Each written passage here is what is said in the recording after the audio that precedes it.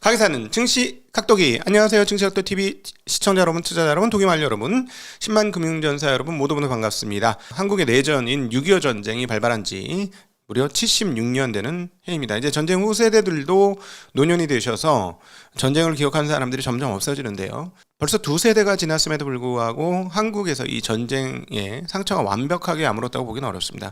전쟁은 한번 벌어지면 3대를 걸쳐 영향을 미치는, 아주 악영향을 미치는 그런 것이기 때문에 전쟁은 다시는 있어서는 안 된다 라는 말씀을 전쟁 유가족으로서 한마디 올리면서 6월 25일 미국 마감 시작하도록 하겠습니다. 자, 오늘 장 한마디. 마이크론은 충분히 잘했다. 네, 이겁니다. 마이크론은 충분히 잘했다. 자, 마이크론 얘기하기 전에, 본론으로 들어가기 전에 다른 얘기를 좀 하고 넘어가도록 해야 되겠죠? 유가 상황들과 원자재 상황들 보도록 하겠습니다. 자, 유가 WTI가 드디어 70달러가 깨졌습니다. 네, 70달러 깨졌어요. 정말 오랜만의 일이고요. 브렌트 보시죠. 브렌트가 73까지 갔습니다.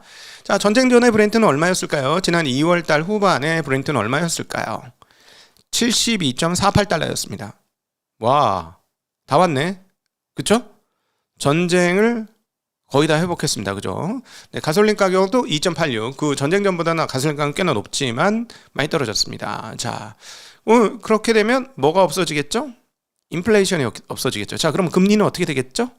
상상하세요. 대답하세요. 그래야 여러분 실력이 늘어나는 겁니다. 자, 그런데 그건 그렇고 오른쪽에 금 떨어졌네. 은 떨어졌네. 구리도 떨어졌네. 다 떨어졌네. 비트는 6만 깨지게 생겼네. 저기서 조금 더 떨어지면 비트는 좀 심각한데. 네, 비트를 대체할 두 가지가 생겼죠. 하나는 비트보다 더 재밌는 반도체가 생겼어. 반도체 ETF 레버리지가 생겼어. 아주 더 재미난 환경이 펼쳐지고 있어서 돈들이 다, 특별히 코리안 자금들, 김치 자금들이 다 빠져나오면서 비트코인이 힘을 못 쓰고 있습니다. 자, 그런데 왜 금, 은은 올랐을까요? 유가도 안정되고 모든 것이 안정된 것 같은데 왜 그랬을까요? 금, 은이 내린 이유는 무엇일까요? 오늘 가장 독특한 금융 밸런스에서 가장 독특한 밸런스가 바로 이 부분인데요. 자, 그건 조금 이따 다시 한번 얘기하기로 하고. 자, 금리 어떻게 됐어요? 금리 보도록 하겠습니다. 떨어졌습니다.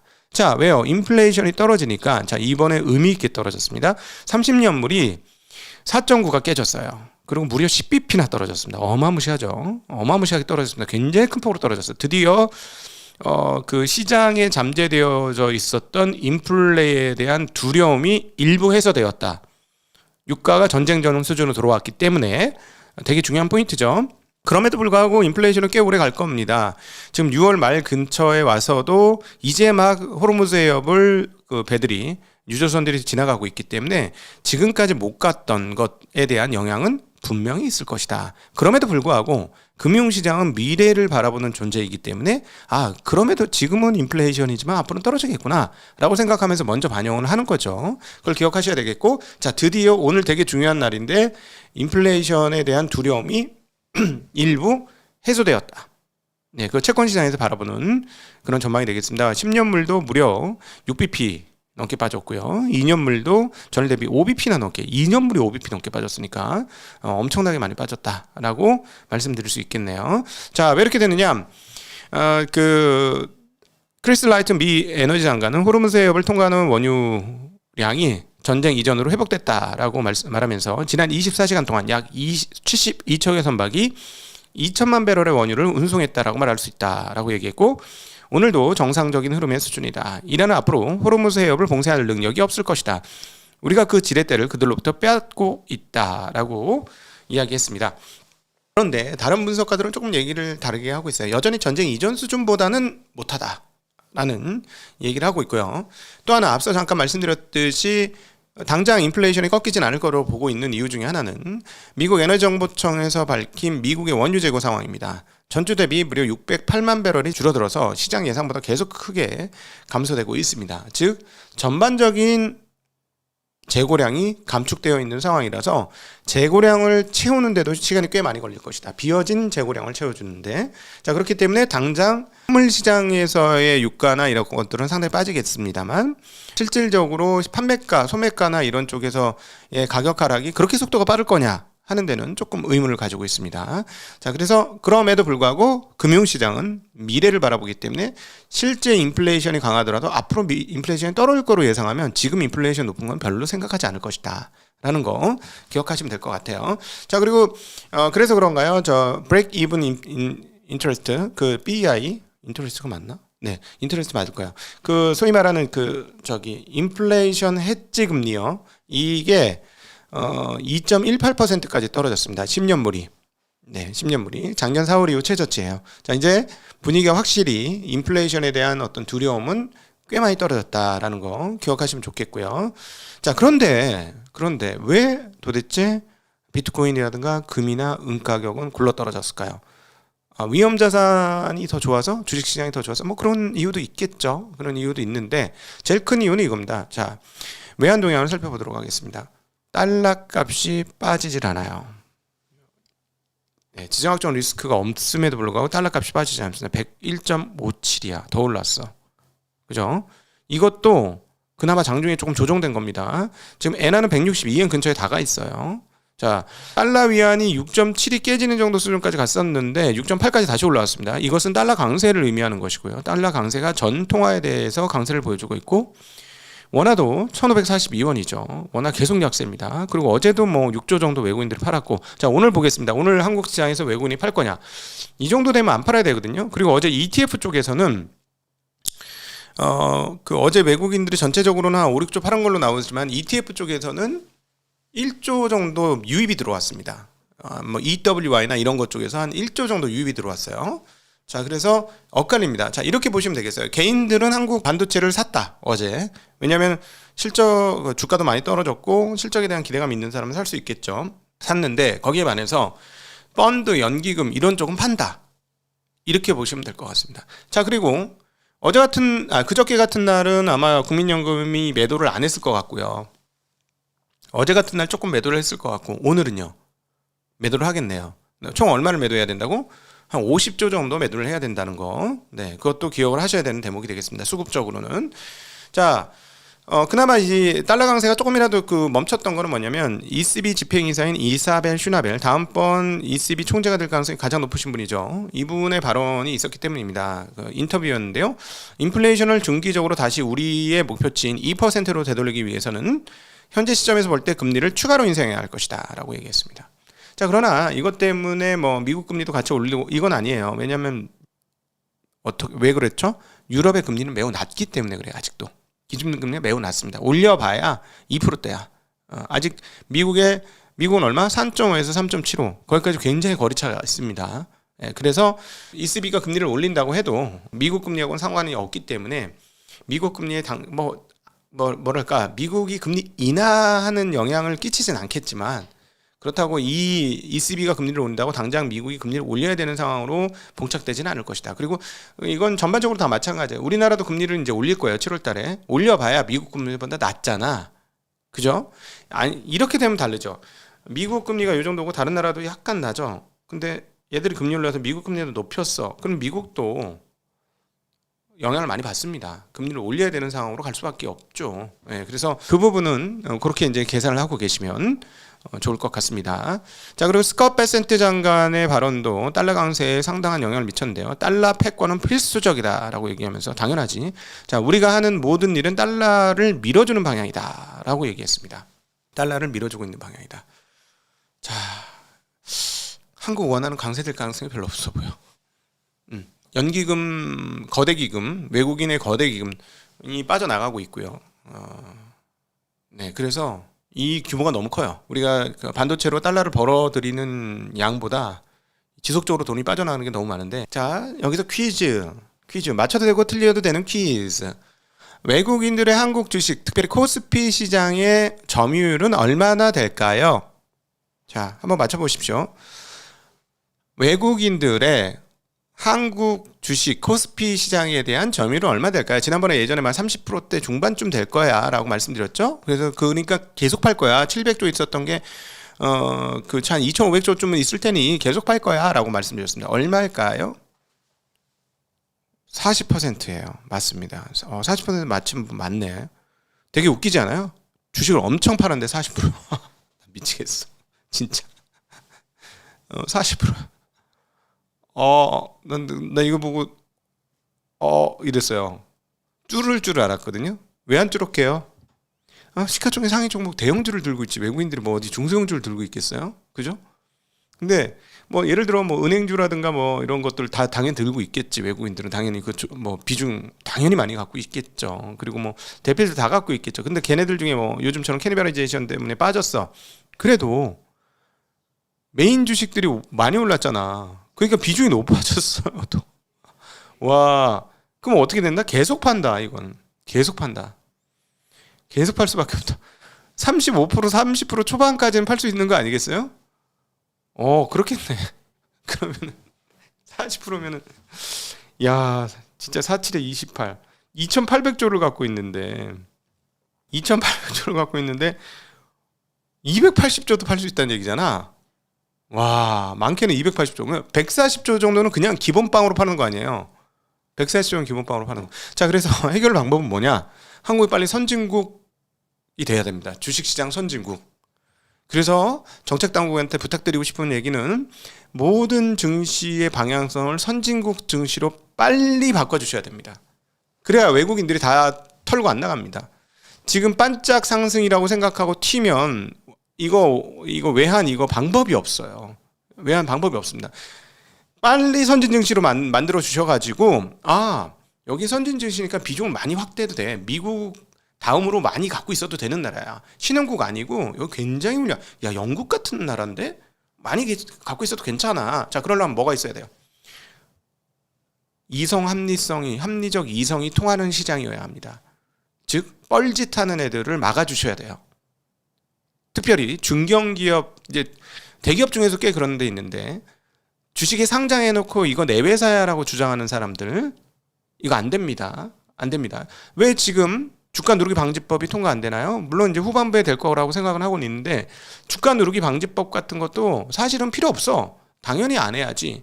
그러니까 사실 도덕적으로 금융시장의 자본주의 도덕적으로 주가 누르기를 일부러 행했다 그러면은 굉장한 비난의 화살. 그럼 거래소는 어떻게 돼요? 비난이 많이 가는 곧 퇴출되실 거예요. 쪽팔려서 리스팅 못 하고 있겠어요. 좀 나가주셔야 돼요. 물 관리 좀 해야 되거든요. 이게 필요합니다. 그래서 완전 선진국으로 가야 외국인들이 40% 들고 있지만 불안하지 않아, 괜찮아, 조금만 팔지 뭐 이렇게 되는 거죠. 이거 안 되면 반도체 랠리가 이제 언젠가는 끝나겠지라는 생각을 하는 동안에는 진짜 계속적으로 뭉칫돈을 계속해서 팔아제낄 겁니다. 그러면 원화 강세는 없다. 자, 이렇게 보시면 되겠어요. 네, 그래서 제발 부탁입니다. 주가 누르기 방지법 법으로 해결되지 않고 알아서 했어야 되는데 아직까지 한국의 중견기업 정도 수준이나 중소기업 정도의 대표님들이 아직 좀 나이가 옛날 분들이라 주식시장에 대한 감이 없어요. 솔직히 아주 극단적이고 진짜 라디컬하게 주장을 하면 이 주식 내 회사라고 하는 회사들은 다 퇴출시켜야 돼요. 다 퇴출시키고 남아있는 애들 중심으로 정말 건전하고 선진적인 금융시장을 만들어 주시면 외국인들 더 많이 들어옵니다. 자, 이게 제일 중요해요. 그 다음에 외환 24시간 거래, 그 다음 외국인들의 직접 거래, 이런 것도 이제 그 다음 반드시 갖춰줘야 될 그런 대목들이라고 말씀드릴 수 있겠습니다. 지금 사실 최근에 이제 몇몇 기업들의 이익 증가로 인해서 한국이 바뀌어야 되는 문화에 대한 언급이 지금 너무 없는 게 너무 안타까운데 이거 돼야 돼요. 이거 돼야 저쪽도 유지할 수 있어요. 네. 그렇죠? 왜냐하면 외국인들의 매도량이 어느 정도에서 멈춰야 되기 때문에 그렇습니다. 이 말씀 드리고, 자, 이제 오늘 본론 들어가겠습니다. 자, 마이크론 테크놀로지 실적 발표가 있었네요. 자, 그 전에 살짝 마무리 하나 더. 이렇게 되면은 금리 인상 전망은 어떻게 됐을까? 어제 보여줬던 페드워치 한 번 더 보고 넘어가도록 하겠습니다. 자, 페드워치 상황은 큰 변화는 없네요. 아직도 동결이 17% 정도밖에 되지 않습니다. 아직 여전히 금리가 한 번 또는 두 번 인상해야 된다는 의견이 많고요. 제 생각에는 내일부터는 이거 떨어진다. 내일부터는 이거 떨어진다라고 개인적으로 생각하고 있습니다. 자, 이제 마이크론 테크놀로지 실적 보도록 하겠습니다. 마이크론 테크놀로지 실적. 네, 표 아주 준비 잘 됐네요. 네. 매출 얼마 나왔습니까? 41.46. 예상은요. 그러니까 414.6억 달러. 자, 예상은 355억 달러였어요. 엄청난 상회예요. 엄청난. 자, 그다음에 제가 예상했죠. 20달러 내외 나와야 된다. 주당 이익 20달러 내외 나와야 된다 얘기했는데 25달러 나왔습니다. 완전 상회. 그쵸? 완전 상회. 자, 이번 분기 완벽한 성공이에요. 너무 좋았죠? 매출 총 마진 봐봐. 이건 미친 마진이지. 84.9% 이게 말이 되냐고. 자, 그러니까 그 원재료값 빼고 나서 이익률이 85%야. 진짜 미쳤다. 자, 그다음 오른쪽이 더 중요하다고 말씀드렸습니다. 4분기 가이던스 중요하다고 생각했는데 말씀드렸는데, 자, 얼마 나왔어요? 지난번에 355억 달러였기 때문에 예상도 그것보다 훨씬 높여서 오른쪽에 보시면 434억 달러 다음 분기 예상하고 있었는데, 회사에서는 뭐라고? 500억 달러 플러스 마이너스 10억 달러. 야, 죽인다. 진짜 죽인다. 그쵸? 엄청 죽이죠? 자, 조정 EPS는 31달러입니다. 야, 제가 뭐라고, 니니가 어제 문자가 와가지고 마이크론 샀다는 거예요. 그래가지고 마이크론 중요하다고 하면서 가이던스를 했던 게, 이 고고싱 하려면 만약에 가이던스 30달러 찍히면 완전 고고싱이에요 라고 얘기했는데 31달러가 찍혔어. 예, 고고싱이죠. 이거는 고고싱입니다. 아주 뭐 엄청나고요. 자, 밑에 이제 세그멘트별 실적 나왔고, 총 마진율, 와 진짜 미친 것 같아. 총 마진도 웃기지만은 영업 마진 좀 봐봐. 78%. 이게 말이 되냐고. 진짜. 와, 진짜 미친. 예전에 내가 엔비디아 보고 미쳤다라고 했는데 이거는 더 했어. 네, 주당 배당은 0.15달러 합니다. 0.15달러. 자, 배당을 그 돈 번 거에 비해서는 배당이 약간 박하긴 하네요. 그래도 이제 분기 배당이니까 약간 박하네. 자, 왜냐하면 이제 돈을 많이 써야 되는 입장이거든. 자, 근데 여기서 이제 중요한 몇 가지 뽑아서 얘기하도록 하겠습니다. 최고 경영자 발언은 있습니다. 기록적인 3분기 재무실적과 더욱 강력한 4분기 전망은 AI 시대의 메모리가 갖는 전략적 가치를 반영한다. 네. 전략적 가치를 반영한다. 자, 이거 되게 중요한 얘기예요. 네. 전략적 가치를 반영한다. 예. 그러니까 3분기도 좋았지만 4분기도 상당히 좋을 것이다라고 얘기를 했고요. 그 다음에 이제 그 HBM 상황들에 대한 이야기를 해줬는데, 이거가 되게 저는 눈에 띄는 되게 중요한 대목입니다. HBM4를 10억 달러 이상 누적 매출을 달성했다라고 얘기하면서 HBM의 웨이퍼 소실 비율은 일반 D램에 비해서 높은데 얼마나 높냐? 1대4 비율이다. 이거 제 이해로는 4배가 더 소실 비율이 높다는 거 아닙니까? D램에 비해서. 그쵸? HBM 쉽게 얘기하면, 이거 어떻게 표현해야 될지 모르겠는데, 그 D램을 만들 때 100장을 넣으면 한두 장 날아가는데 HBM으로 가면 100장 넣으면 4장에서 8장 정도 날아간다. 이 얘기 아닐까요? 그러니까 4배 비율이라는 거야. 4배 비율로 웨이퍼 소실 비율이 높다는 거죠. 왜냐하면 그 완성률, 소위 말하는 수율이 낮으니까 어쩔 수 없는 거죠. 그래서 이게 문제가 뭐냐면, 이는 업계 전체의 범용 D램 공급 능력을 심각하게 압박하고 있다. 그래서 우리는 HBM 비중을 철저하게 통제할 계획이다. 그러니까 HBM의 모든 물량을 다 넘겨주지 않겠다라는 거예요. 왜 그럴까요? 앞서 마진율 보시면, 자, 잠깐 아까 마진율 다시 한번 볼까요? 다시 한번 세그먼트 실적 한번 볼게요. 이거 되게 중요한 포인트라서 다시 볼게요.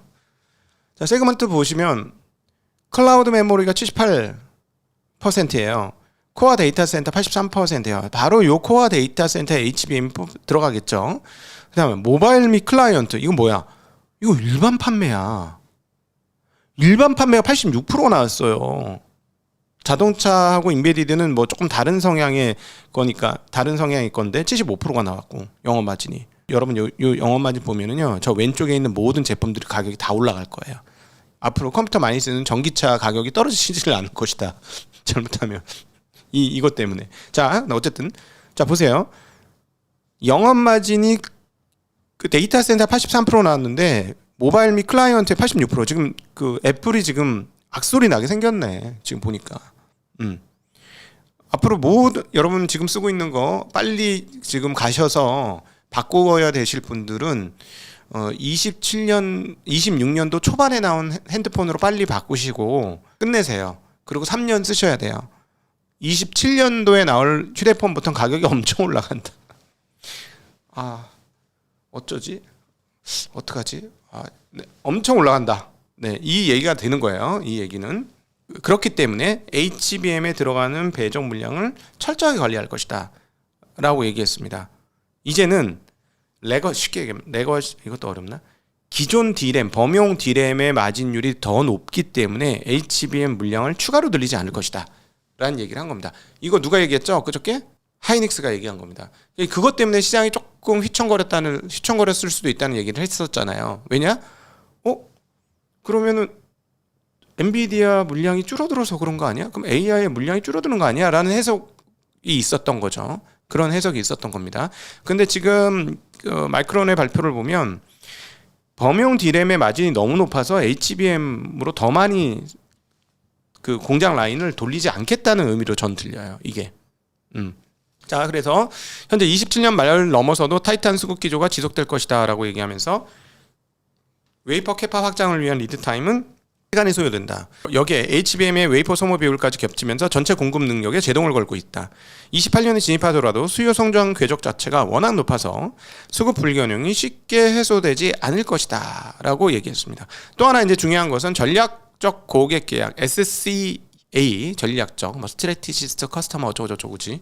자, 이 전략적 고객 계약을 얘기를 했는데요. 마이크론의 사업 모델이 그래서 근본적으로 바뀐다. 이 전략적 계약 때문에 어떻게?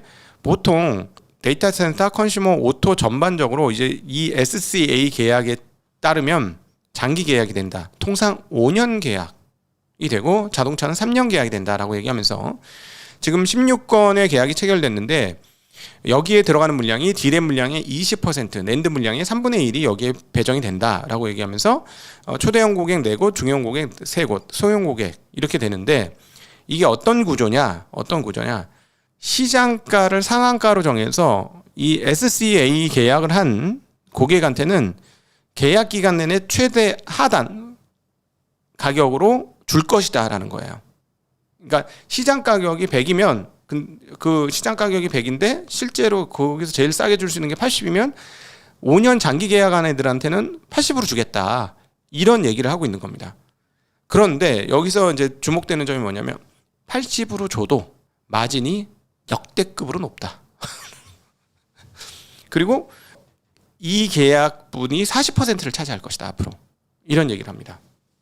그리고 현재까지 누적 매출은 100빌리언이니까 1000억 달러인가? 1000억 달러의 누적 매출을 가지고 있다라는 겁니다. 그리고 선결제가 이루어지는데 대략적으로 선결제는 220억 달러가 될 것이다 라고 이야기했습니다. 네. 자, 엄청나죠. 여기까지 보면 엄청나요. 그쵸? 끝내줍니다. 자, 아마 장전 시간에 우리나라 메모리 업체들도 후끈 달아오를 것이다 라고 보여지고 분명히 그런데, 자, 그럼 여기서 투자자들은 무슨 생각을 어떻게 할 것이냐, 여기서 어떻게 이것을 금융시장에서 해석해야 할 것이냐를 한번 얘기해 보도록 하겠습니다. 자, 이제부터는 이제 투자자의 시간이죠. 자, 지금까지는 산업의 시간이었습니다. 산업 분석을 해드렸고 산업 발표를 전달드렸습니다. 자, 그러면 이제부터는 투자자로서 어떻게 봐야 되는지를 보도록 하겠습니다. 엔비디아에서 봤던 모델이에요. 엔비디아에서도 설명드렸던 내용이죠. 자, 보도록 하겠습니다. 제가 보기엔 엔비디아하고 궤적이 비슷할 것 같아요. 지금 실적과 다음 가이던스의 비교를 통한 성장률 비교를 하도록 하겠습니다. 자, 보도록 하죠. 자, 지금부터 쭈르륵 밑으로 가면 이전 분기예요. 그러니까 1년 지난 그 2분기까지, 작년도 2분기까지 한번 실적을 뽑아봤습니다. 그 전은 조금 어려운 곳에서 해소되던 구간이고 그 전은 마이너스 적자 나던 구간입니다. 자, 여기서부터 이제 한번 뽑아보도록 할게요. 93억 달러의 매출이 113억 달러로 136으로 238로 414로 그리고 이번에 510으로 다음 분기까지 증가합니다. 제시한 것보다 조금 더 할 수도 있죠. 540억 달러가 될 수도 있고 550억 달러가 될 수도 있을 거예요. 자, 어쨌든 대략 500억 달러대일 것 같습니다. 자, 그러면 매출의 성장률은 어떻게 되나요? 자, 93에서 113으로 넘어갈 때 21%, 113에서 136으로 넘어갈 때 20%, 20.4%, 136에서 238로 갈 때 74.9%, 414로 갈 때는 73.7%. 그리고 다음에 510으로 갈 때는 23, 조금 더 올라가면 뭐 25, 뭐 이렇게 되겠죠? 자, 주가는 언제 폭발하나요? 매출 성장률의 증가가 나올 때 주가는 폭발합니다. 저 때부터 슬금슬금 저 밑에부터 계속 매출 성장률이 올라오기 때문에 주가는 올라오다가 주가가 미친 듯이 성장한 거는 언제냐? 4분기, 1분기, 1분기, 2분기 그 사이죠. 가이던스가 지난번에 나오면서 가이던스를 높게 해줬으니까 4분기에서 1분기, 1분기에서 2분기, 그리고 이번에 분기 나오면서 다음번도 좋을 거라는 기대가 작동되면서 지금까지 주가가 쫙 올라왔습니다. 2분기 실적 발표할 때까지 쫙 주가가 올랐어요. 지금 18배인가 올랐어요. 작년 대비 주가가. 그쵸? 14배인가 16배, 8배인가 그 사이에 올랐어요. 많이 올랐습니다. 몇십 달러짜리가 지금 1200달러 수준까지 올라 있는 거죠. 오늘 뭐 마감하면 1200달러 가겠지. 자, 주당이익 볼게요. 주당이익 1.91달러에서 3달러로 58% 증가합니다. 그러다가 4.78달러 또 57% 증가합니다. 이때부터는 이제 주가가 슬금슬금 올라오기 시작하죠. 올라오기 시작하다가 갑자기 어떻게 돼? 12달러로 증가합니다. 이제 이때부터는 이제 이 전부터 시작해가지고 저 12달러 나오기 전부터 발표하기 전부터 주가는 폭등하기 시작합니다. 폭등하기 시작하고요. 또 12달러를 했는데 또 25달러, 20달러 이상 나올 거라고 예상되니까 주가가 또 한 번 폭발합니다.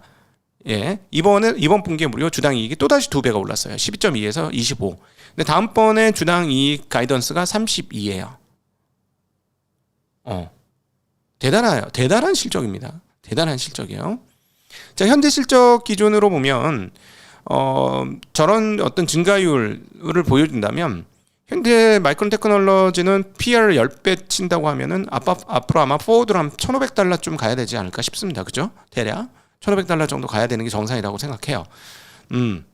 자, 근데 여기서 여러분 주목하셔야 될 게 뭐냐면 매출 성장률과 이익 성장률의 폭발성이 자, 다음 분기를 통해서 성장률의 폭발은 끝나고 어떤 산술적 성장은 유지한다라는 거죠.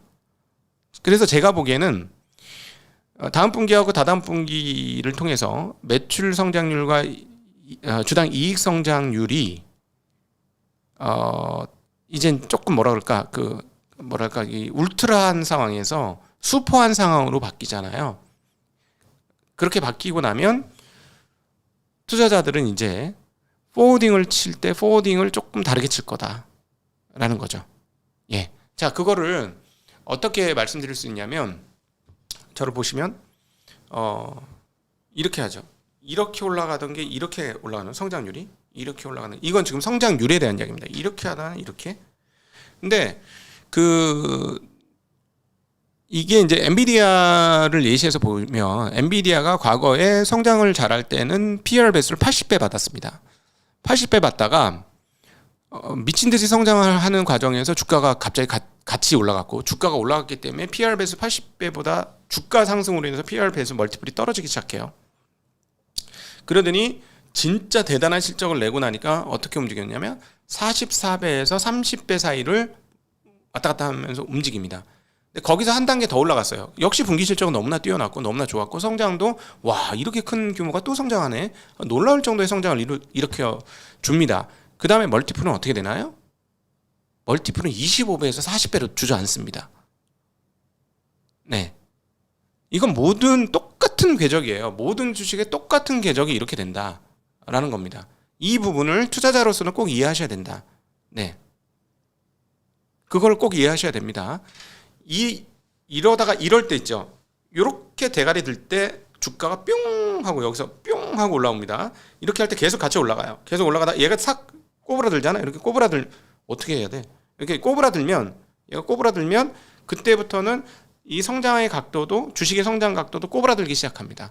그러면서 뭐가 빠지냐면 멀티플이, EPS 대비 멀티플이 100배 가던 놈이 툭툭툭툭툭 떨어지기 시작해요.